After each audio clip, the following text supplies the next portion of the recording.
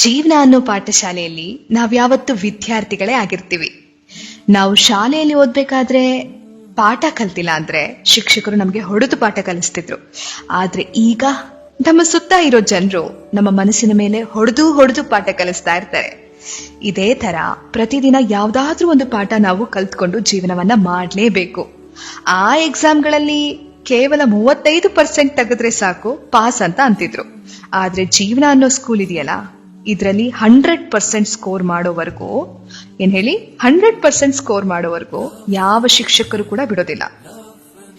ಅವತ್ತು ಲೆಕ್ಕಾಚಾರ ಕಲ್ತಿಲ್ಲ ಅಂದ್ರೆ ಪರವಾಗಿಲ್ಲ, ಆದ್ರೆ ಇವತ್ತಿನ ಲೆಕ್ಕಾಚಾರ ಅರ್ಥ ಮಾಡ್ಕೊಳ್ದೇ ಇದ್ರೆ ಬಾಳೇ ಇಲ್ಲ.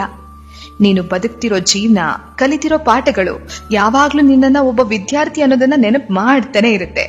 ಜೀವನ ಪರ್ಯಂತ ನೀನೊಬ್ಬ ವಿದ್ಯಾರ್ಥಿನೇ.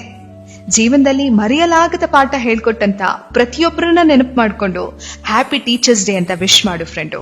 ಯಾಕೆಂದ್ರೆ ಒಂದಕ್ಷರಂ ಕಲಿಸಿದಾದನಂ ಗುರು, ಗುರುವಿನ ಗುಲಾಮನಾಗುವ ತನಕ ದೊರೆಯದಣ್ಣ ಮುಕುತಿ.